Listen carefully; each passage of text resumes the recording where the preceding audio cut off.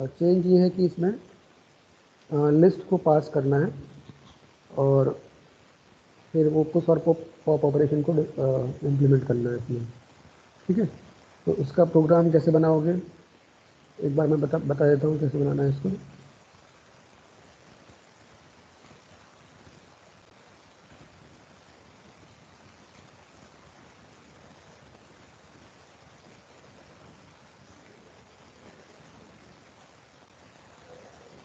ठीक है, देखो स्टैक का प्रोग्राम मैं बना के दिखा रहा हूँ कि कैसे इसको इम्प्लीमेंट करेंगे। तो क्वेश्चन नंबर 37।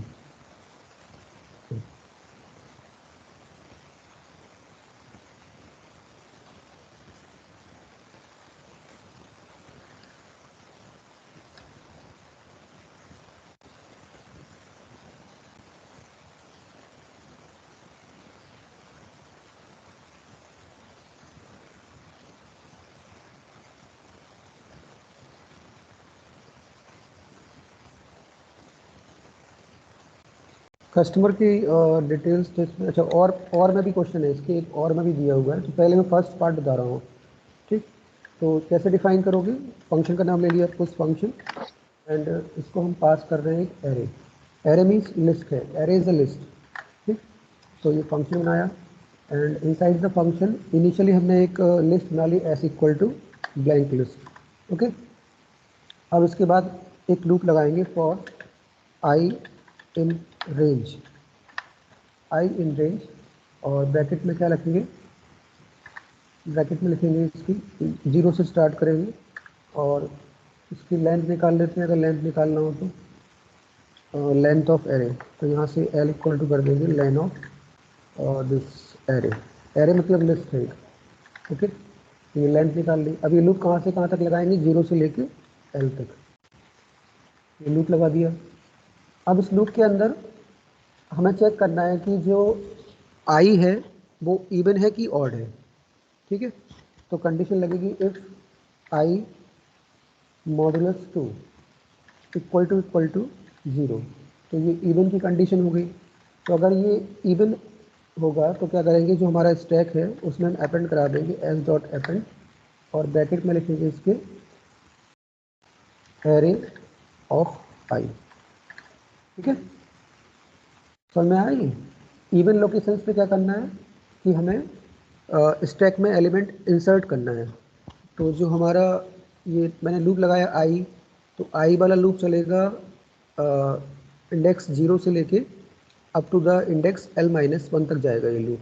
ठीक है, फॉर एग्जांपल अगर मैं बात करूं, जैसे कि मैंने मेन फंक्शन के अंदर मेन प्रोग्राम में, जैसे यहाँ से मेन प्रोग्राम बनाया एस मेन प्रोग्राम लिखा यहाँ से, तो ये कमेंट हो गया हमारा। अब इसके अंदर एक एरे बना लिया, सपोज एरे इक्वल टू यहाँ पे एक लिस्ट बना ली, मान लो 1, 2, 8, 10, 20। तो एक लिस्ट हो गई। अब देखो इसमें इवन लोकेशंस कौन कौन से होंगे, ये जो एलिमेंट है ये तो वैल्यू है इसकी 1, ये 2 है, ये 6 है। तो इवन लोकेशन कौन कौन से होंगे, ये वाला इंडेक्स क्या होगा, फर्स्ट एलिमेंट का इंडेक्स 0 होगा, सेकंड एलिमेंट का इंडेक्स 1 होगा, 2, 3, 4। तो हमें पहले क्या करना है कि लूप तो लगा दिया हमने 0 से लेके एल तक। ओके, तो ये क्या करेगा, इंडेक्स नंबर 0 से शुरू होगा और कहाँ तक जाएगा, यहाँ तक जाएगा L-1 तक। ठीक, तो अगर आई मॉडुलस 2 0 हुआ, इसका मतलब क्या हुआ कि the index is even. I modulus 2 is 0, it means that index is even. तो अगर वो इवन इंडेक्स है तो उस इंडेक्स पे हमें क्या करना है कि स्टैक के अंदर हम ये वाला एलिमेंट अपेंड करा देंगे एरे आई। तो एरे आई से क्या होगा, एरे 0, तो एरे 0 पे वैल्यू क्या है 1, तो ये किस में अपेंड हो जाएगा, एस के अंदर अपेंड हो जाएगा। yes, ठीक है, अगर वो इवन लोकेशन है तो इवन लोकेशन पे जो वैल्यू होगी वो क्या होगी, एरे आई। आई नहीं होगी, आई इज द इंडेक्स। तो उस इंडेक्स पे जो वैल्यू है वो कैसे निकलेगी, उस लिस्ट का नाम, तो लिस्ट का नाम क्या है, एरे, और उसके स्क्वायर ब्रैकेट में क्या लिख देंगे, आई। तो हमारा ये वाला जो एलिमेंट है, दिस एलिमेंट, ये अपेंड हो जाएगा किसके अंदर, एस के अंदर। एस में ये इंसर्ट हो जाएगा मतलब, ठीक है। और अगर ये वाली कंडीशन ट्रू नहीं होगी, मान लो अगर इस केस में तो हम क्या करेंगे कि अगर सपोज इफ़ लेंथ, अगर एल की जो वैल्यू आई थी, इफ़ एल इक्वल टू अगर आता है हमारा कितना 0, ठीक।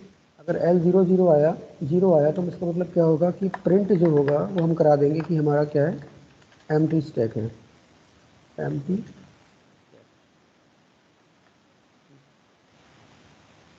और अगर ये कंडीशन होगी तो एम्प्टी स्टैक हो गया, और इसका जो एल्स पार्ट बनेगा उसमें लिख देंगे प्रिंट एस, प्रिंट एस, ठीक है। तो देखो अगर मैं ये प्रोग्राम रन कराऊंगा तो क्या होगा, इस प्रोग्राम को रन कराते हैं,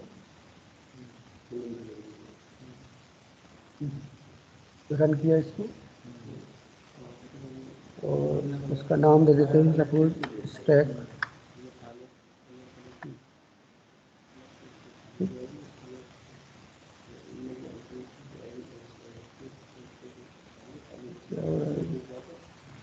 अच्छा कॉल नहीं कराया मैंने, फंक्शन को कॉल करना पड़ेगा नहीं तो यहाँ इसको कॉल करा देंगे, ठीक, कॉल करा दिया, अब ये फंक्शन चल जाएगा हमारा, ठीक।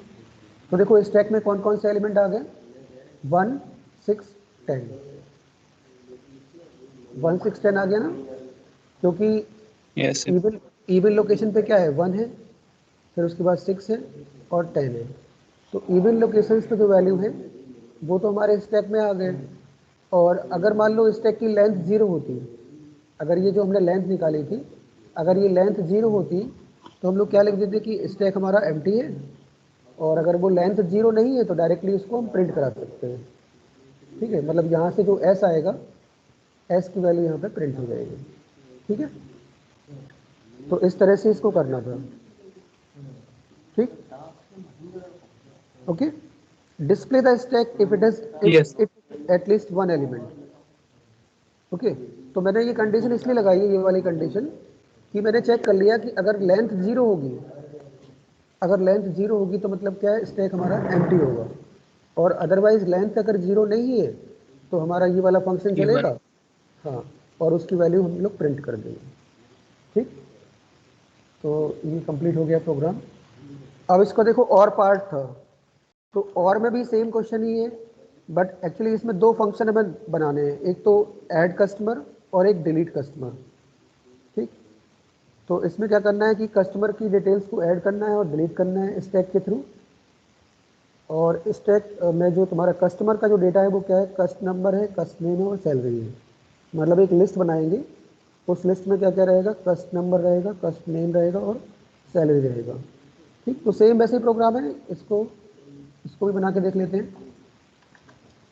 यहाँ पे मैं एक फंक्शन बना लेता हूँ डेफ, और फंक्शन का नाम दे दिया ऐड कस्टमर, ठीक है। Function name is add customer, और इसको हमें पास क्या करना है, एक लिस्ट पास करानी है, ओके। और उस लिस्ट का नाम क्या है, लिस्ट का नाम क्या है, कस्टमर। एक लिस्ट इसको पास करा दी और लिस्ट का नाम ले लिया कस्टमर, ठीक। अब देखो हमें जो कस्टमर है, कस्टमर क्या एक लिस्ट है, तो उस लिस्ट में क्या क्या वैल्यूज है, कस्ट नंबर है, कस्ट नेम है और सैलरी है। तो ये तीनों वैल्यू हमें एंटर करनी पड़ेगी यूजर से। तो हम लोग क्या करेंगे कि यहाँ लेंगे कस्ट ano equal to, cust ano equal to int, int input,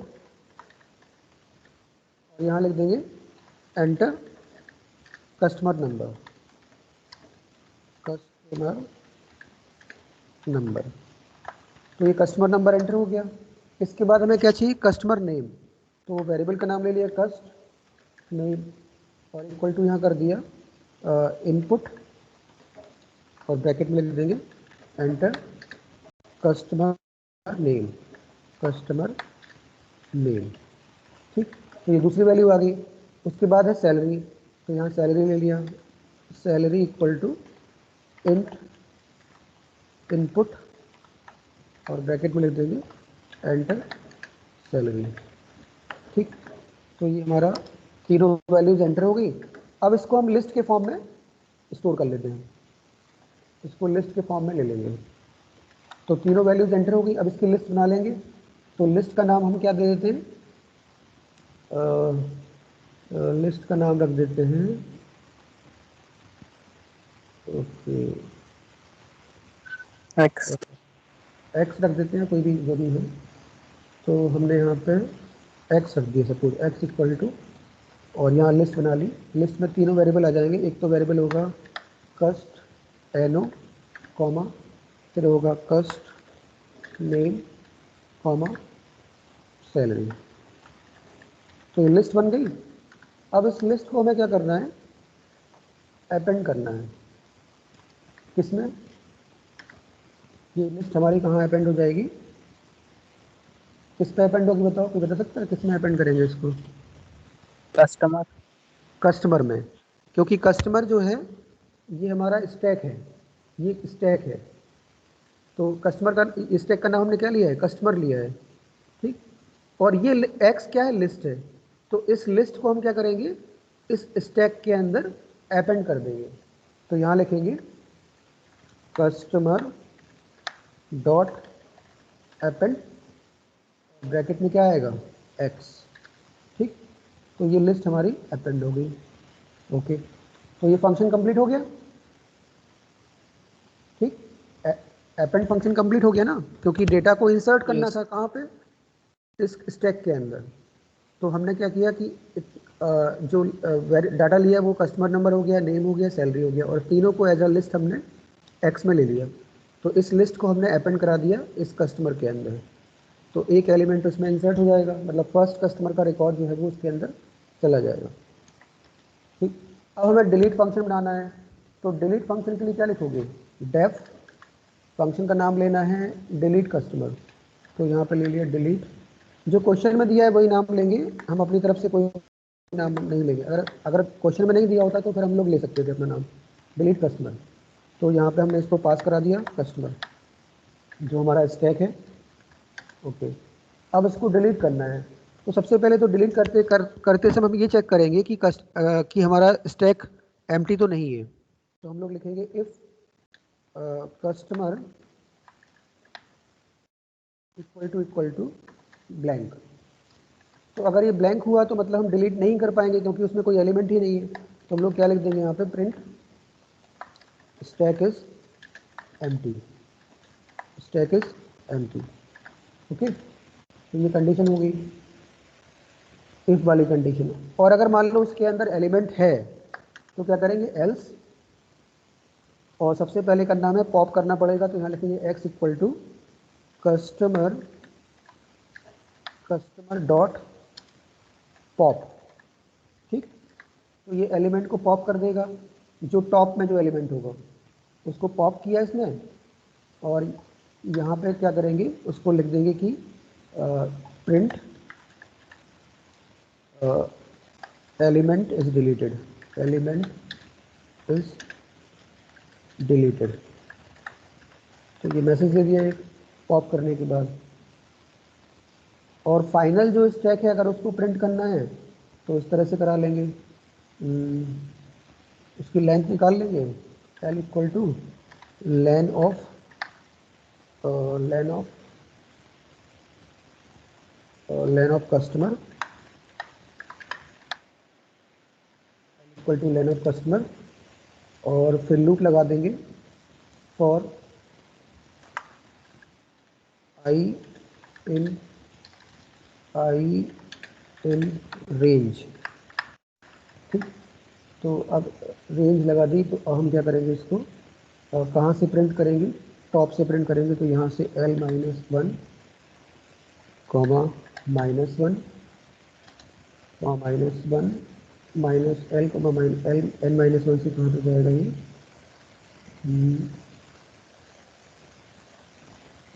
L top से ही लेना है ना। तो टॉप एलिमेंट तो हमारा हो गया, टॉप पे जो एलिमेंट था वो हट जाएगा, फिर N माइनस वन से लूप चलेगा और बैकवर्ड जाएंगे, हाँ माइनस वन तक लेंगे इसको, और कॉमा यहाँ कर देंगे माइनस वन, हम करा देंगे प्रिंट और ब्रैकेट में आ जाएगा कस्टमर आई, और कॉमा एंड इक्वल टू कर देंगे यहाँ पे ब्लैंक।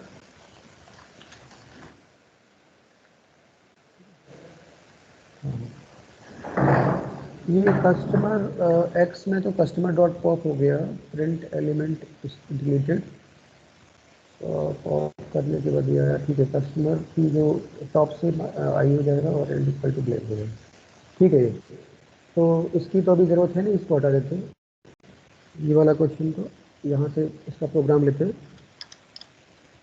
अब मेन प्रोग्राम के अंदर हम इसको बनाएंगे।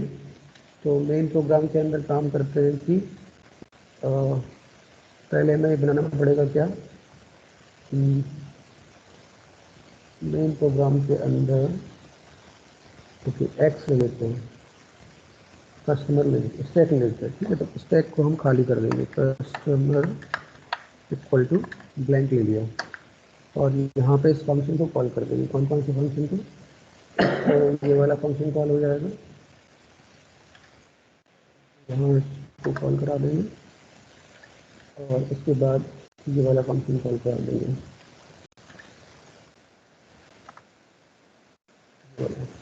ठीक। तो ये प्रोग्राम हमारा कंप्लीट हो गया। देखो इसमें क्या किया मैंने कि यहाँ पे एक कस्टमर के नाम से एक लिस्ट ली और इसको क्या मान लिया, ब्लैंक लिस्ट मान लिया, ठीक। अब ये ब्लैंक लिस्ट को मैंने यहाँ पास कर दिया, ठीक है। तो जैसे ये फंक्शन कॉल होगा तो इसकी वैल्यू यहाँ कॉपी हो जाएगी एज अ पैरामीटर। तो ये हमारा जो कस्टमर है ये क्या हो गया, ब्लैंक लिस्ट है ये। अब मैंने क्या किया कि ये 3 वेरिएबल को एंटर कराया और एक लिस्ट बनाई, और इस लिस्ट को मैंने क्या किया, इस स्टैक के अंदर अपेंड कर दिया, ठीक। तो इसमें तो कोई प्रॉब्लम नहीं है। फिर डिलीट कस्टमर में क्या करेंगे कि अगर कस्टमर जो हमारा स्टैक है, कस्टमर स्टैक है, तो अगर ये स्टैक खाली है तो क्या होगा, स्टैक इज एम्प्टी। और अगर वो खाली नहीं है तो पॉप करना पड़ेगा हमें। तो पॉप जब करेंगे तो जो पॉप फंक्शन क्या करेगा, जो टॉप पे जो एलिमेंट है उसकी वैल्यू को डिलीट कर देगा, ठीक है। यहाँ से क्या करेगा, इसको पॉप करेगा टॉप पे जो एलिमेंट होगा, और वो वैल्यू किस में आ जाएगी, एक्स में आ जाएगी। तो यहाँ पे हमने लिख दिया एलिमेंट इज डिलीटेड। फिर इस स्टैक की हमने लेंथ निकाल ली और लूप लगाया आई इन रेंज l-1 से। तो l-1 से क्यों लगाया लूप, क्योंकि हमें देखो क्या है कि टॉप वाला एलिमेंट तो डिलीट हो गया, जो इंडेक्स नंबर किस पे था, एल पे था, वो तो डिलीट हो गया। तो अब हमें प्रिंट कहाँ से करना है, l-1 से प्रिंट करेंगे ना, और कहाँ तक जाएंगे, -1। -1 का मतलब वो है कि इंडेक्स नंबर 0 तक जाएगा, ठीक है। और -1 कर देंगे। तो स्टेप -1 का चलेगा, तो टॉप से ले वो starting from element which is at index l-1 to index number 0, उसको प्रिंट करा देगा, ठीक। ये समझ में आ गया तुम लोगों को, यस ओके। सर, इसमें l-1 बीच में नहीं आएगा? l-1 कहाँ पे, ये यहाँ पे बोल रहे हो। रेंज। देखो हम क्या कर रहे हैं कि जो स्टैक को हम टॉप से प्रिंट कराना है। मतलब हमारा ये क्या होगा कि जब हमने इसको डिलीट कर दिया तो टॉप वाला एलिमेंट तो डिलीट हो गया।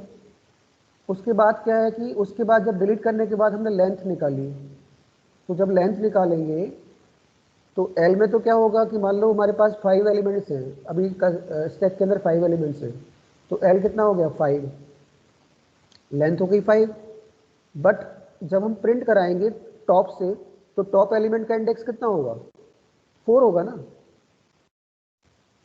जैसे मान लो स्टैक के अंदर 5 एलिमेंट्स है, तो एल की वैल्यू क्या होगी, 5 होगी। आफ्टर डिलीशन, आफ्टर डिलीशन अगर स्टैक के अंदर 5 एलिमेंट्स है तो एल की वैल्यू क्या होगी, 5 होगी। अब जो टॉप एलिमेंट है यानी जो सबसे टॉप पे है उसका इंडेक्स क्या होगा, 4 होगा ना।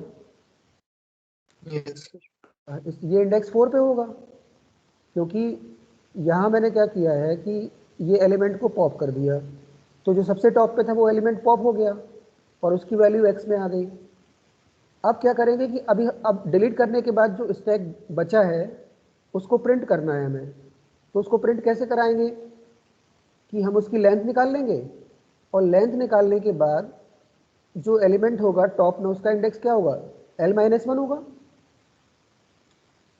उसका इंडेक्स l-1 होगा ना, क्योंकि मान लो मेरे पास स्टैक में 5 एलिमेंट्स हैं, तो पहले वाले जो सबसे टॉप मोस्ट एलिमेंट होगा उसका इंडेक्स कितना होगा, 4 होगा। ठीक, तो ये 4 से स्टार्ट होगा और इसको कहाँ तक लेके जाएंगे, इंडेक्स नंबर 0 तक लेके जाएंगे, इंडेक्स नंबर 0 तक। तो 0 तक जाने के लिए हमें क्या लिखना पड़ेगा, -1 लिखना पड़ेगा।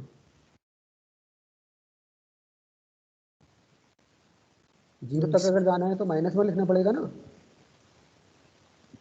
क्योंकि अगर मैं यहाँ 0 लिख दूंगा, अगर ये 0 लिख दिया तो फिर ये कहाँ तक जाएगा, इंडेक्स नंबर 1 तक ही जाएगा। जबकि जो जो पहला एलिमेंट होता है उसका इंडेक्स कितना होता है, 0 तक, पहले 0 इंडेक्स का तो सर 0 होता है। 0 होता है। तो इसलिए मैं यहाँ पे -1 इसलिए लिख रहा हूँ क्योंकि अगर मैं -1 नहीं लिखूंगा तो फिर क्या होगा कि मतलब -1 ही लिखना पड़ेगा, क्योंकि तभी तो वो इंडेक्स नंबर 0 तक जाएगा। तो 0 जाने के लिए सर -1 क्यों लेते सर? अब मुझे सिंपल सर बताओ, लिस्ट और उसमें तो सर सिंपल पढ़ते हैं हम लोग। 0 नहीं लोगे तो बताओ मुझे, मैंने टॉप से स्टार्ट किया, मान लो लिस्ट है तुम्हारे पास, लिस्ट के अंदर मान लो 5 एलिमेंट हैं, ठीक है। तो जो लास्ट एलिमेंट होगा तो उसका इंडेक्स कितना होगा, पहले एलिमेंट का इंडेक्स क्या हुआ, 0 हुआ, दूसरे एलिमेंट का इंडेक्स 1 हुआ, फिर 2, फिर 3, तो लास्ट एलिमेंट का इंडेक्स 4 होगा ना। Yes sir. तो मैंने यहाँ स्टार्ट कहाँ से किया है, l-1 से स्टार्ट किया है, ठीक, क्योंकि l की वैल्यू तो 5 होगी, l की वैल्यू तो 5 होगी, तो मुझे क्या करना है, 4 से स्टार्ट करना है।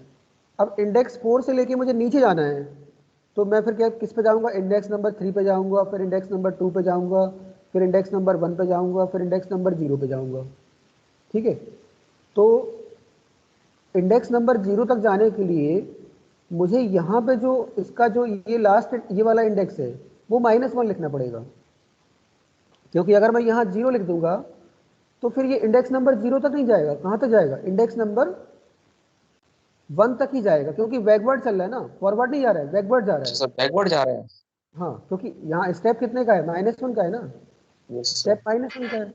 तो ये 4 से स्टार्ट करेगा, इंडेक्स नंबर 4 से स्टार्ट करेगा, फिर उसके बाद इंडेक्स नंबर 3 पे जाएगा, फिर इंडेक्स नंबर 2 पे जाएगा, फिर इंडेक्स नंबर 1 पे जाएगा और फिर इंडेक्स 0 पे जाएगा, क्योंकि वहाँ पे हमने लास्ट इंडेक्स की वैल्यू क्या लिखी है, -1 लिखी है यहाँ पे। ठीक, इसलिए यस सर। -1 दिया है, जिससे कि स्टैक जो है वो पूरा प्रिंट हो जाए। ठीक, तो मैंने कुछ नहीं किया, यहाँ पे एलिमेंट को पॉप कराया, पॉप कराने के बाद यहाँ पे एक मैसेज दे दिया कि एलिमेंट हमारा डिलीट हो गया। अब डिलीट करने के बाद जो स्टैक होगा उसको प्रिंट भी तो करना है, तो उसको प्रिंट करने के लिए पहले हमने क्या किया कि उसकी लेंथ निकाल ली, l = लेंथ ऑफ कस्टमर। तो जब लेंथ मिल गई तो हमें पता लग गया कि स्टैक के अंदर कितने एलिमेंट हैं। तो अब स्टैक को प्रिंट करना है और टॉप से प्रिंट कराना है, तो टॉप एलिमेंट का इंडेक्स क्या होगा, l-1 होगा, और लास्ट एलिमेंट का इंडेक्स क्या होगा, जो बॉटम पे एलिमेंट है उसका इंडेक्स 0 होगा। तो इसलिए मैंने क्या लिखा कि जो टॉप पे उसका इंडेक्स l-1 लिखा, और बॉटम तक जाने के लिए यहाँ -1 देना पड़ेगा, 0 नहीं देंगे, अगर 0 दे देंगे तो फिर वो बॉटम से एक एलिमेंट ऊपर तक ही प्रिंट कराएगा। ठीक, तो इसलिए -1 लिखा, और स्टेप -1 का इसलिए दे रहे हैं क्योंकि हम टॉप से स्टार्ट करते हैं और बॉटम पे जा रहे हैं, तो टॉप से स्टार्ट करेंगे तो इंडेक्स -1 देना पड़ेगा, मतलब बैकवर्ड प्रिंट हो रहा है। ठीक है, तो ये हमारा यहाँ से कस्टमर आई प्रिंट करेंगे तो स्टैक प्रिंट हो जाएगा। तो देखो इसको रन करा के एक बार देख लेते हैं, और यहाँ मैंने इसको ब्लैंक माना है और फिर ये फंक्शन कॉल करा दिया, तो ये कस्टमर इसकी वैल्यू ब्लैंक जाएगी, और फिर ये डिलीट कस्टमर चला देंगे तो डिलीट कस्टमर वाला फंक्शन चल जाएगा। ठीक है, इसको रन करा के देख लेते हैं। ये पूछ रहा है कस्टमर नंबर, सपोज मैंने कस्टमर नंबर डाल दिया, कस्टमर नेम डाल दिया, सैलरी डाल दी सपोज 50,000। स्पेलिंग कहीं मिस्टेक हुई है, कस्टमर इज नॉट डिफरेंट, वहाँ पे आ रहा है CUSTOMER, customer, okay, customer, customer, CUSTOMER। अच्छा, ये प्रॉब्लम है अपेंडिंग में, कस्टमर डॉट। ठीक है, अब ये दोबारा पूछेगा मुझसे तो मैं दोबारा इसकी वैल्यू देता हूँ। कस्टमर नंबर 123, नेम डाल दिया, डाल दिया सब कुछ। देखो ये एलिमेंट इंसर्ट तो हो गया होगा। अब देखो मैं इसको क्या क्या मेन्यू बेस बनाना पड़ेगा, नहीं तो प्रॉब्लम होगी। मैं क्या करता हूँ, एक मेन्यू बना लेता हूँ कि CH equal to input int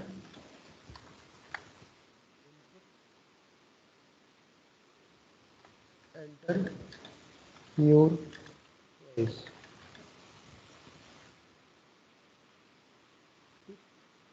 choice डाल देंगे तो अगर इफ CH इक्वल टू 1 होगा तो हमारा ये वाला फंक्शन चलेगा, और अगर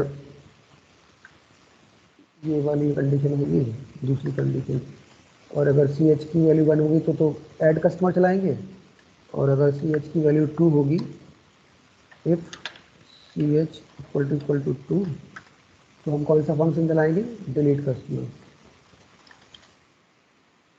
तो ये डिलीट कस्टमर चल जाएगा।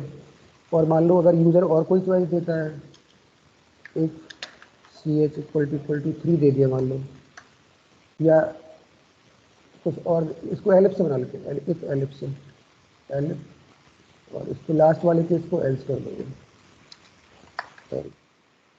एल्स में लिख देंगे कि इनवैलिड चॉइस डाल देंगे, प्रिंट वैलिड चॉइस। तो ये हमारा मेन्यू बेस बन गया। मतलब अब अगर हम CH की वैल्यू 1 डालेंगे तो हमारा कौन सा फंक्शन एग्जीक्यूट होगा, ये वाला, और अगर CH की वैल्यू 2 डालेंगे तो ये चलेगा, और बाकी एल्स नहीं चल जाएगा। तो अब ये हमसे ऑप्शन पूछेगा आपकी बार।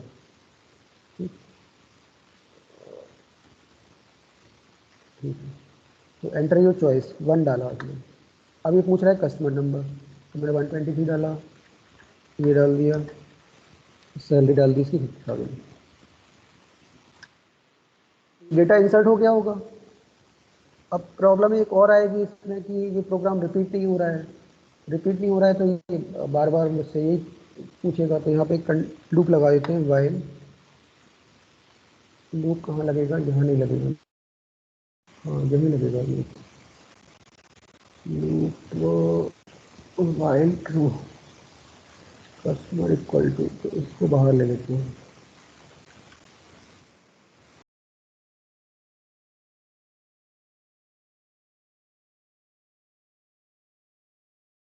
ठीक, वाइल ट्रू। तो इससे क्या होगा कि ये मेन्यू रिपीट होगा, नहीं तो रिपीट नहीं होगा तो वो एक बार ही चला के रुक जाएगा। तो वाइल ट्रू डाल दिया। अब यहाँ पे एक ऑप्शन और देना पड़ेगा कि लूप को रिपीट करने के लिए। तो क्या करेंगे, हाँ, प्रिंट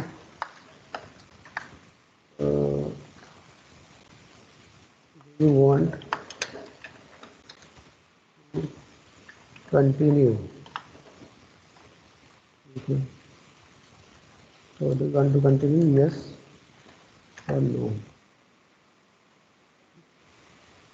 और अब इससे do you want to continue.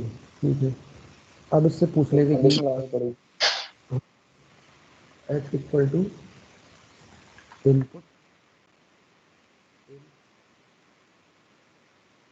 कर लिया है कि नहीं दिया। हाँ ठीक, input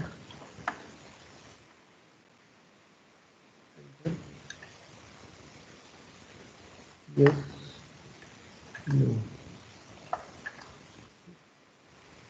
enter enter yes no. Int नहीं आएगा यहाँ पे, ये केवल इनपुट होगा। वैल्यू पूछेंगे तो अगर हमारा इफ एक्स इक्वल टू अगर होगा, अगर एक्स की वैल्यू हो गई n, और x equal to small n। ठीक, तो अगर ये होगा तो लूप को ब्रेक कर देंगे, तो यहाँ कर देंगे ब्रेक। ठीक है, तो अभी क्या होगा कि जब ये चॉइस चलाएगा और उसके बाद फिर से अगर इसको रिपीट करना है तो पूछेंगे कि आप इसको do you want to continue.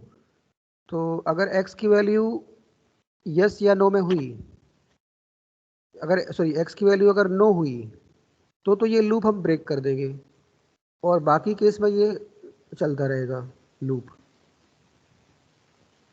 क्योंकि हमें लूप भी इसको रिपीट करना है, मतलब ये सारे ऑप्शन रिपीट करने हैं बार बार। तो इसको रिपीट करने के लिए हम पूछेंगे कि आप इसको कंटिन्यू करना है, तो हम एक वेरिएबल लेंगे x। तो अगर x की वैल्यू n हुई या स्मॉल n हुई तो ये लूप ब्रेक हो जाएगा, मतलब लूप खत्म हो जाएगा। और अगर ये लूप की x की वैल्यू n या n नहीं होगी तो ये लूप क्या करता रहेगा, हमेशा एग्जीक्यूट होता रहेगा, क्योंकि वो उसको कंडीशन ट्रू मिलेगी हमेशा।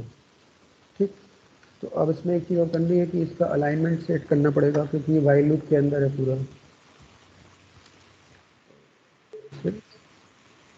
ये हो जाएगा, ये कर देंगे और इसको फिर एलिफ में ले लेंगे और और ये स्टेटमेंट जो है वो आएगी, और इसका जो अलाइनमेंट है वो लूप के अंदर ही रहेगा, ये यहाँ आएगा,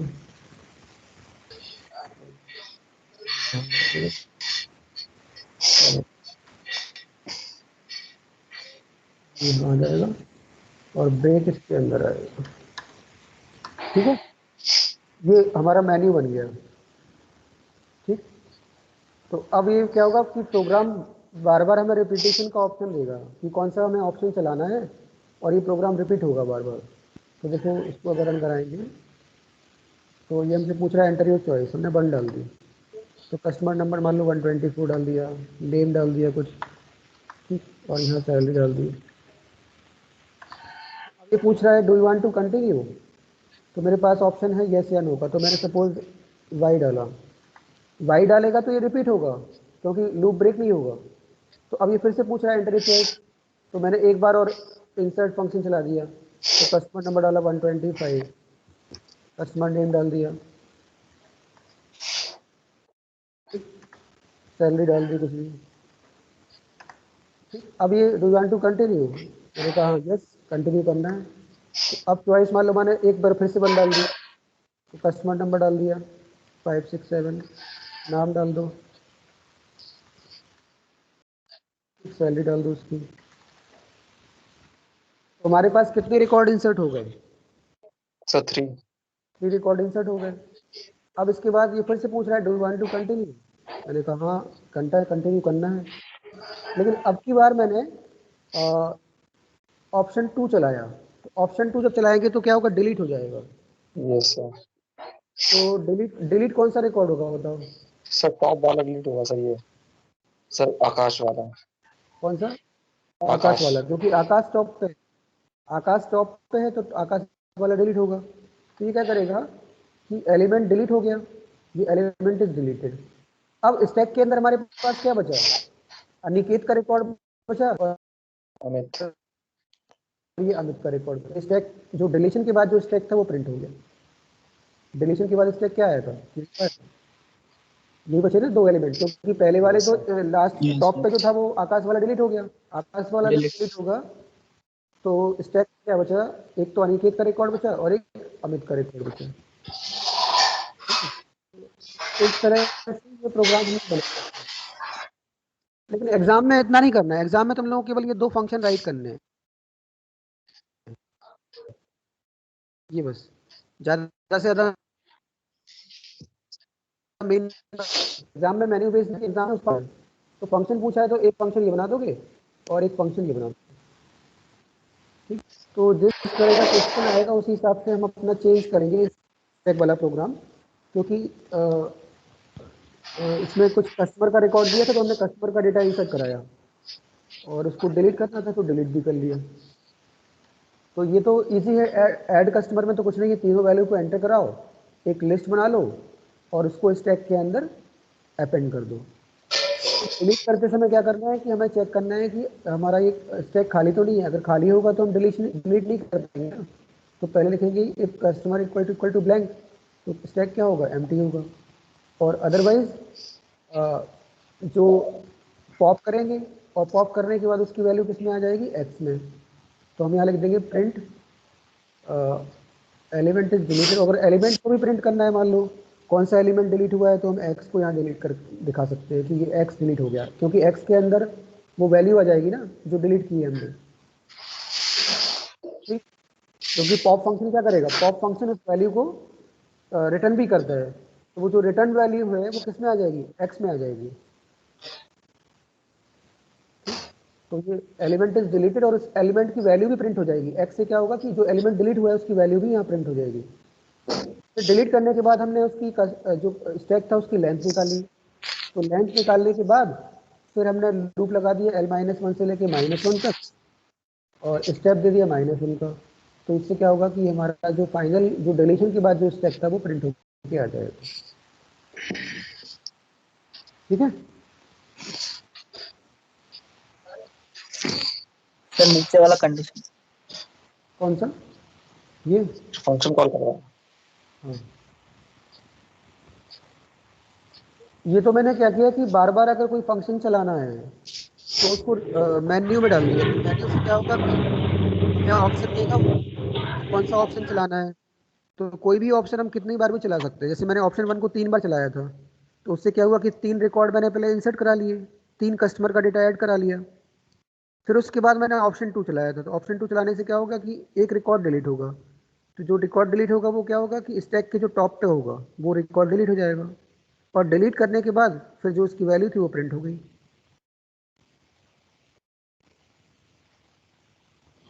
ठीक। Yes sir.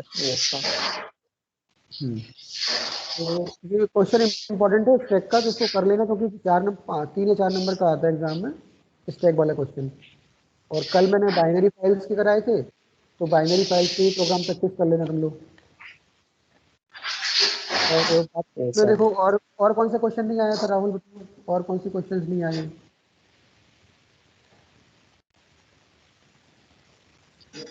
सर एमसीक्यू में एमसीक्यू में कौन सा नहीं आया था। सर वो आउटपुट वाले करवा देना सर लैब में। कौन सा, सर वो आउटपुट वाले। आउटपुट के क्वेश्चन। यस सर, सर वो था नहीं एक क्वेश्चन जो। अच्छा, इसका तो मैंने क्लास ली थी, तो वो वीडियो में आज सेंड कर दूंगा तुम लोगों को, ठीक है।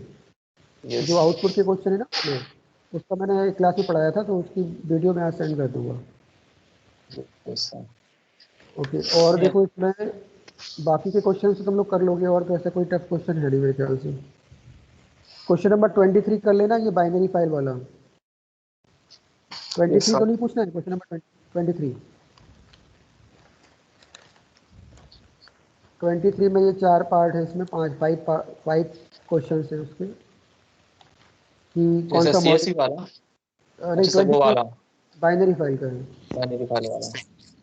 हाँ, तो सर जैसे सर्च वाला बताना है। सर्च। सर स्कूल में बता देना सर। अच्छा ठीक है। अच्छा देखो, सर्च में कौन सा है इसका,